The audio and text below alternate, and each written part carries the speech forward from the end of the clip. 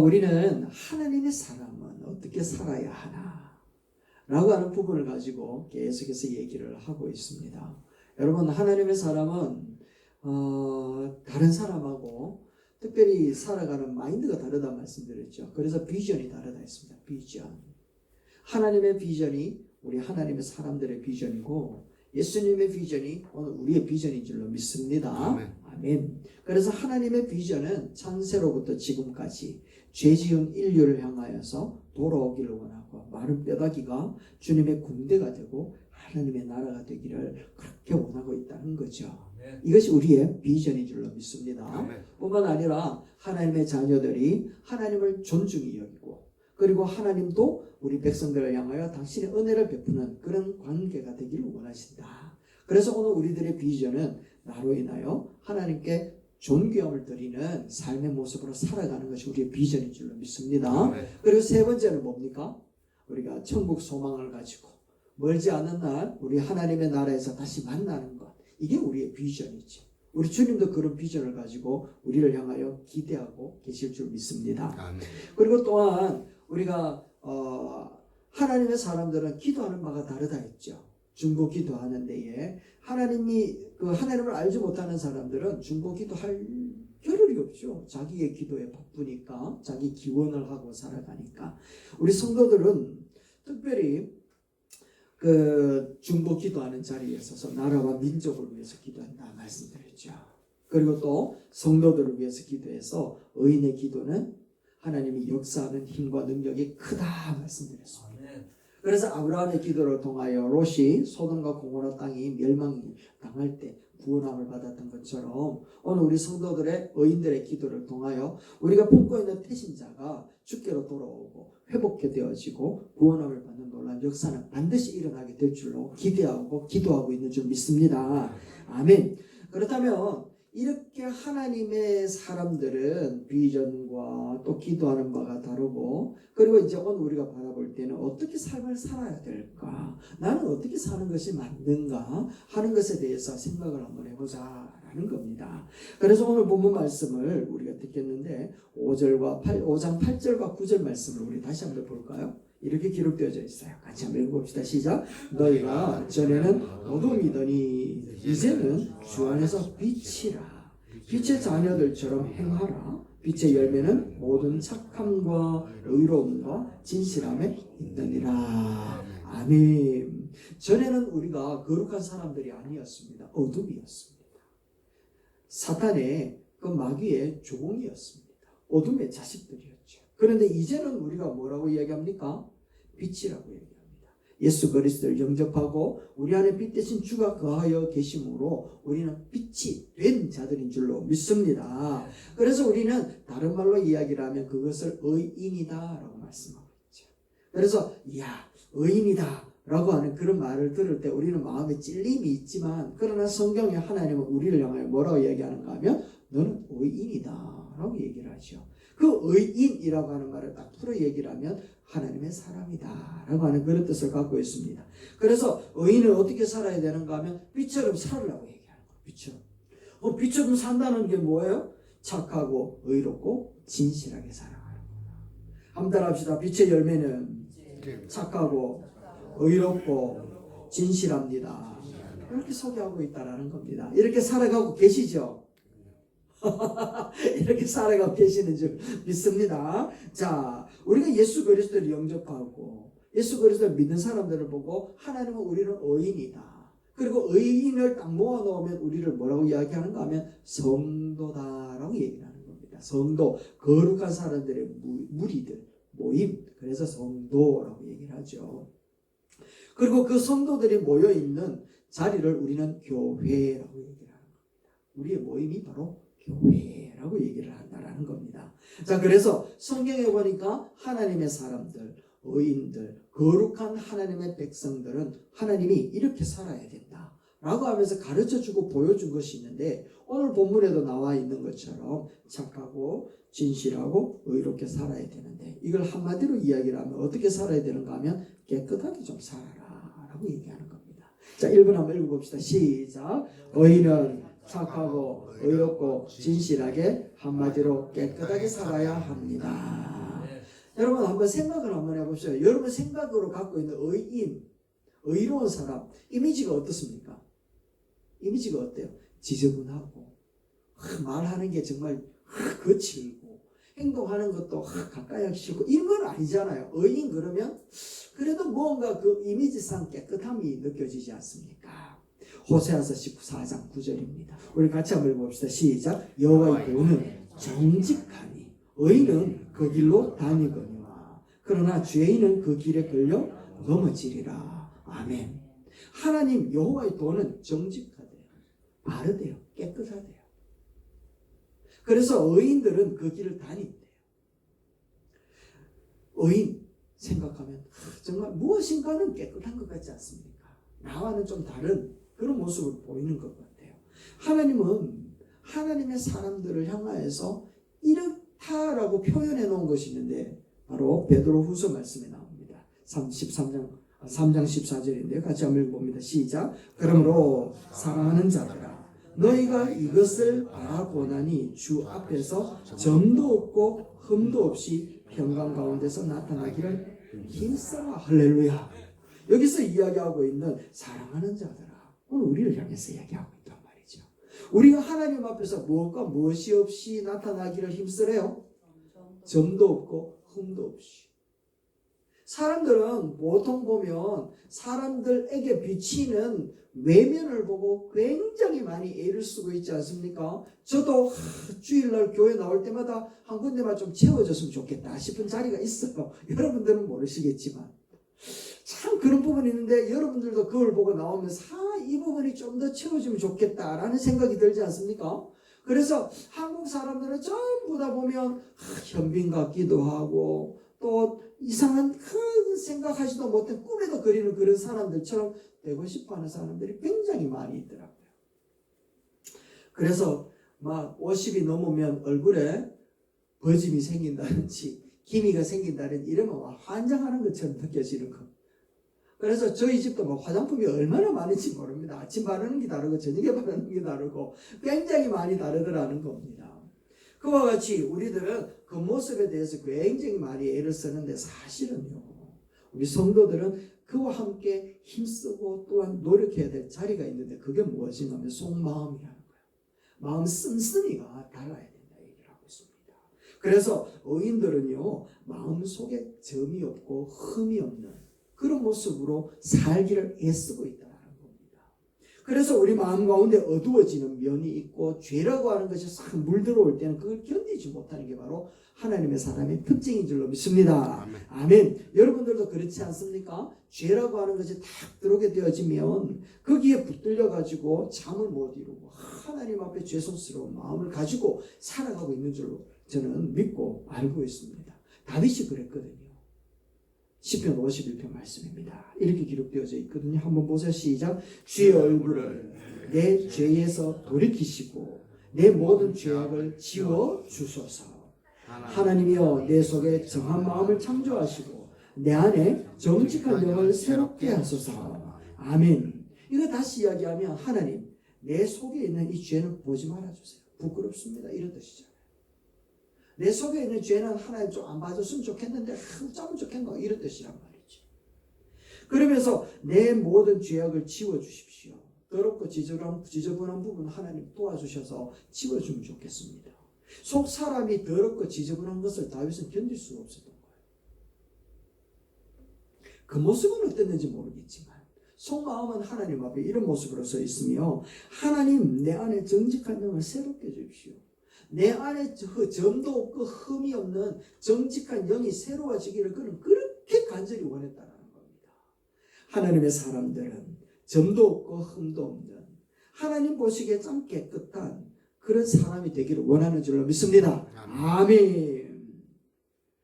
우리들의 이 깨끗함은 가정에서도 깨끗해야지 되고 또 직장에서도 깨끗해야 되고 사회에서도 깨끗해야 됩니다.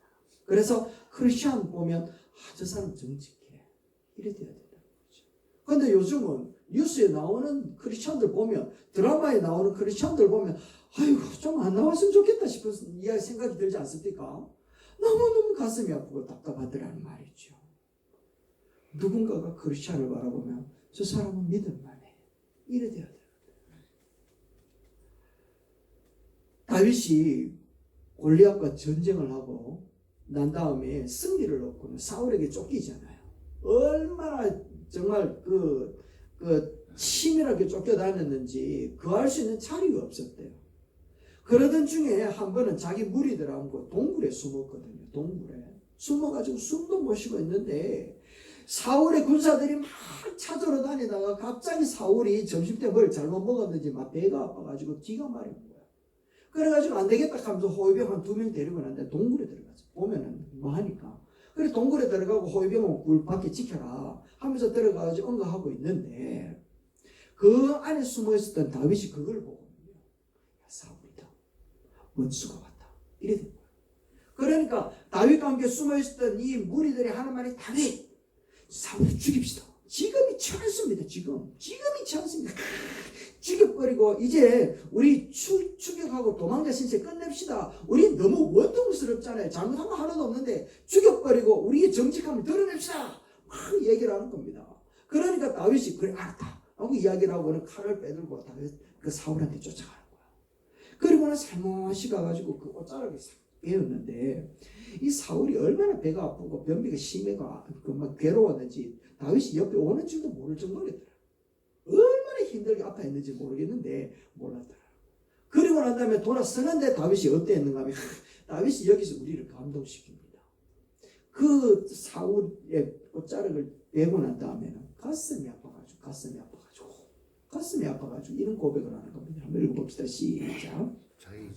자기 사람들에게 이르되 내가 손을 들어 여호와의 기름 부음 받은 내 주를 치는 것은 여호와께서 금하시는 것이니 그는 여호와의 기름 부음을 받은 자가 됨이니라 하고 다윗이 이 말로 자기 사람들을 금하여 사울을 해하지 못하게 하니라. 아멘.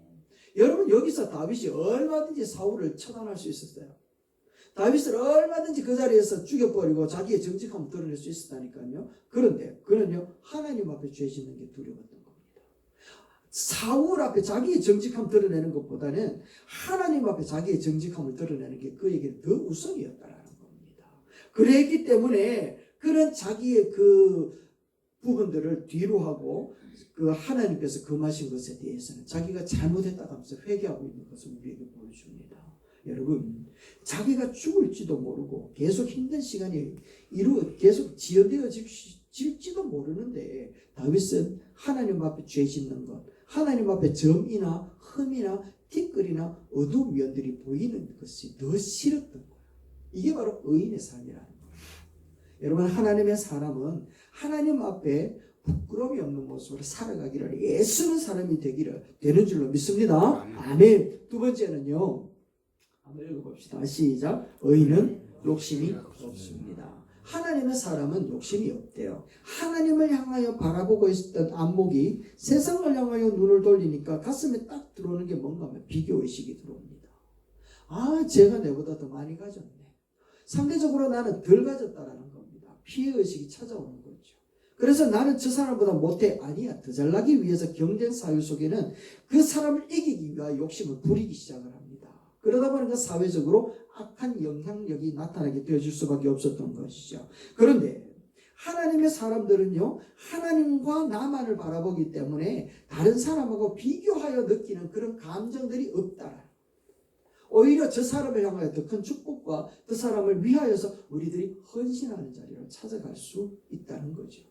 빌립보서 4장 말씀에 이렇게 기록되어졌습니다. 한번 읽어봅니다. 시작. 나는 비천에 처할 줄도 알고 풍부에 처할 줄도 안다. 모든 일 곧 배부름과 배고픔과 풍부와 궁핍에도 처할 줄 아는 일체의 비결을 배웠노라. 아멘. 이 말은 뭔가 하면 나는 비천에 처할 줄도 알고 풍부에 처할 줄도 안다. 이 말은 가난하거나 부한 것이나 내한테는 중요한 게 아니다. 이런 뜻이거든요.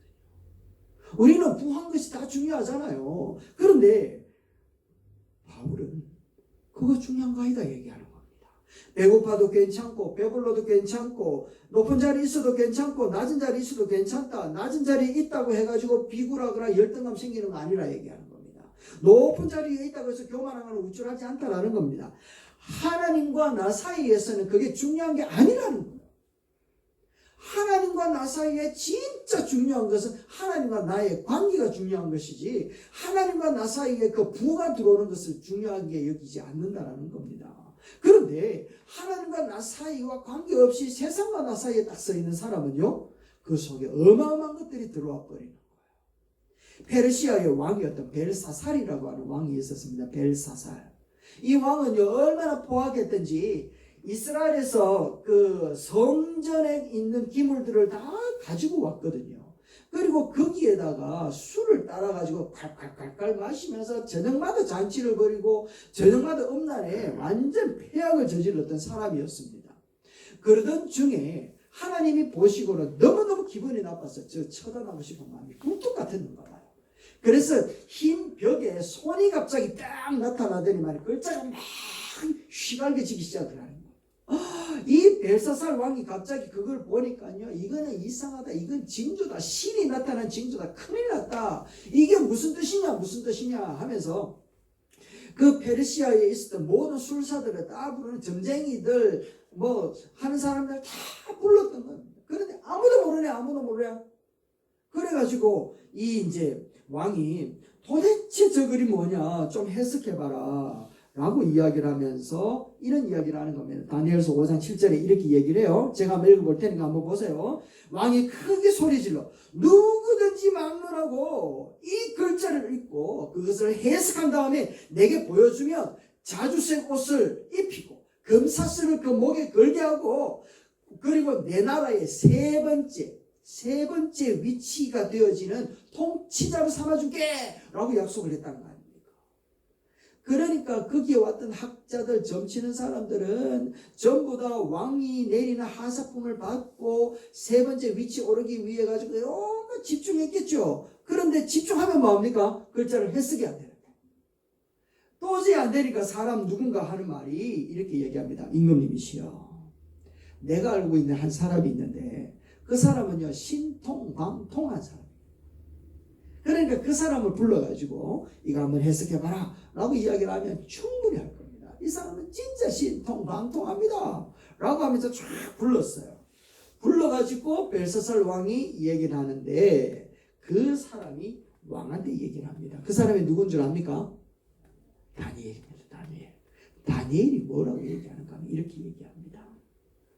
5장 17절에 한번 읽어봅시다. 시작. 다니엘이 왕에게 대답하여 이르되 왕의 예물은 왕이 친히 가지시고 왕의 상급은 다른 사람에게 주소서.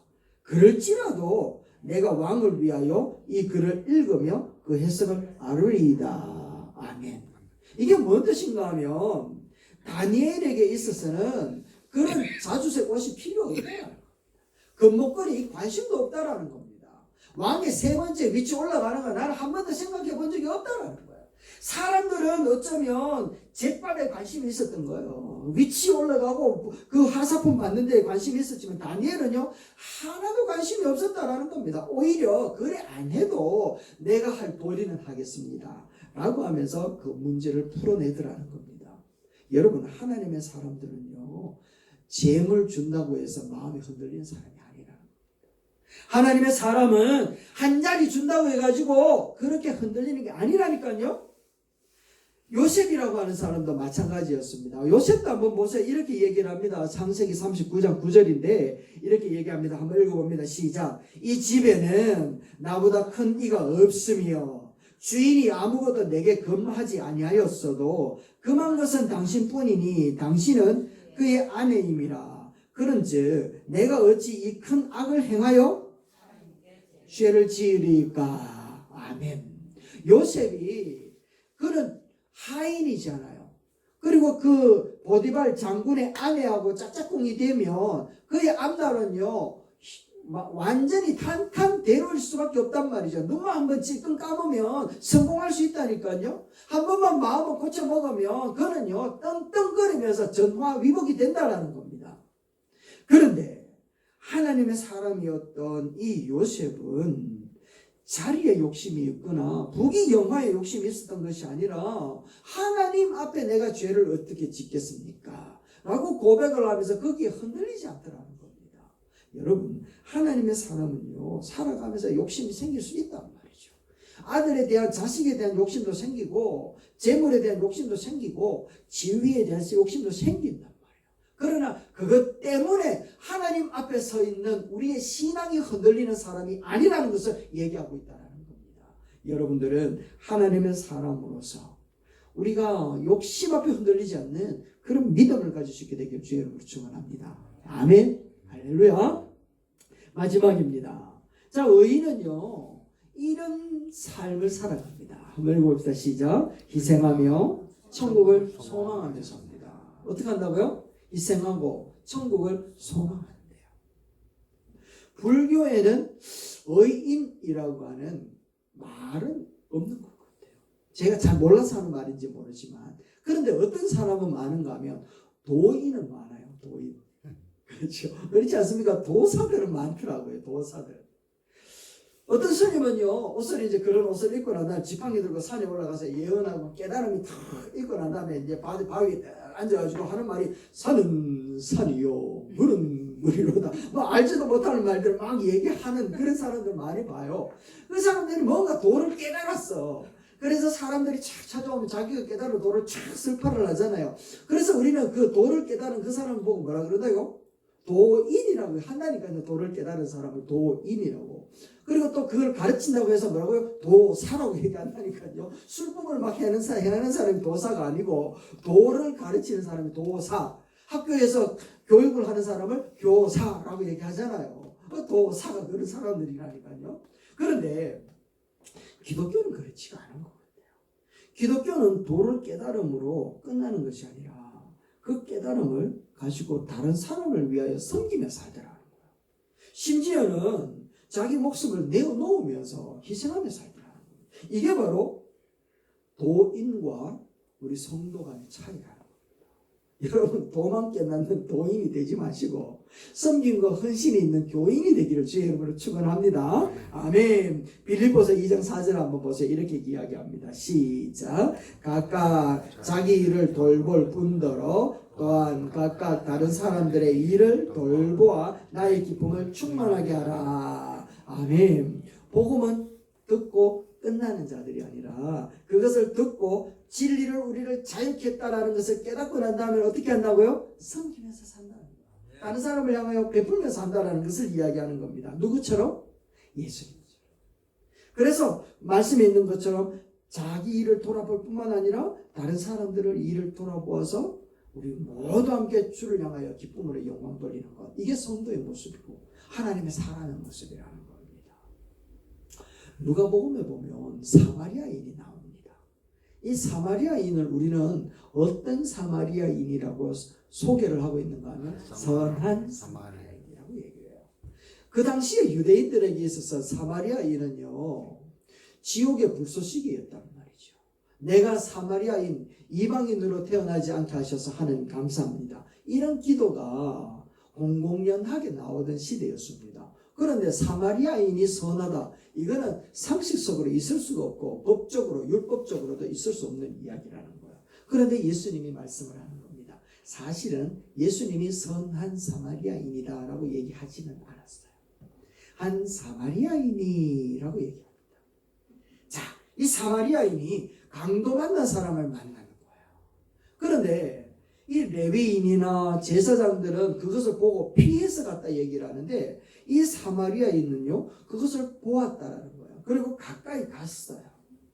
그리고 그가 그만 죽게 되었다라는 것을 불쌍한 마음을 가지게 되었대요. 여기까지는 누구나 할 수 있어요. 사마리아인이든지 덜 사마리아인이든지 다 할 수 있다니까요. 그런데 그 다음이 중요합니다.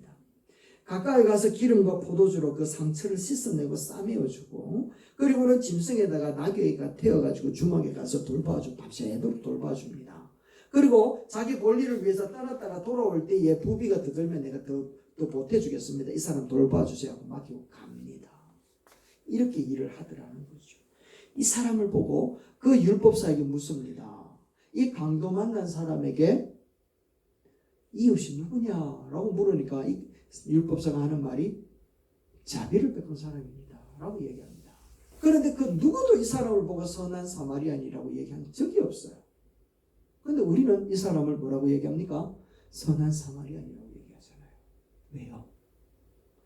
베풀었기 때문에 그래요. 희생을 했기 때문에 그래요. 자기의 것을 내어놓을 줄 아는 사람이었기 때문에 그렇다는 거예요. 성경에는 많은 사람들이 있어요. 종교인들이 있어요. 뿐만 아니라 사마리아 사람같이 이런 사람들도 많아요. 그런데 그 많은 사람들 중에 선하다라고 하는 얘기를 듣는 사람은 바로 이와 같은 사람이라는 겁니다. 하나님의 사람은 바로 이와 같이 강도 맞는 사람을 진심으로 도움의 손길을 베푸는 사람이 바로 선한 그리고 하나님의 사람들인 줄로 믿습니다. 아멘. 우리 그런 거 참 잘하고 있어요. 말씀을 맺겠습니다. 여러분, 사람들은 의인을 정말 존경해요. 정말 좋아한답니다. 그리고 의인을 자랑한단 말이죠. 그런데 성경은 의인을 존경하고 자랑하는 것으로 끝나지 말고 너가 의인처럼 살아라 얘기합니다. 너가 의인처럼 살아라 라고 얘기를 합니다. 그런데 사람들은요, 그런 말을 들으면 마음 가운데 아멘 하기보다는 부담스러워요. 그래서 성경에 갇혀있는 의인들은 정말 존경합니다. 죽은 의인들은 정말 좋아하고 존경한다니까요. 그런데 당신이 의인처럼 사십시오라고 이야기를 하면 외면하는 거예요. 그리고 의인처럼 살아가는 사람을 향하여서는 우리가 어떤 태도로 대하는가 하면 잘난 체 하지 마라 얘기합니다. 네가 뭔데 그래 사노? 라고 이야기를 하면서 비아냥하고 조롱하고 있습니다. 참 희한하죠. 아이러니합니다. 의인처럼 사는 게 당연한데 그렇게 사는 사람을 보면 비아냥거려 버립니다. 와, 무섭습니다. 횡단보도에서 신호등을 지키고 있으면 니는 뭔데 지키고 있노? 이렇게 얘기합니다. 차 없는데 가지. 빨간불이 있어가지고 신호를 지키고 있으면 뒤에서 빵빵거립니다. 횡단보도 사람 없는데 빨리 가라고. 여러분, 뭐가 옳은지 뭐가 그른지 모르는 시대에 살아갑니다.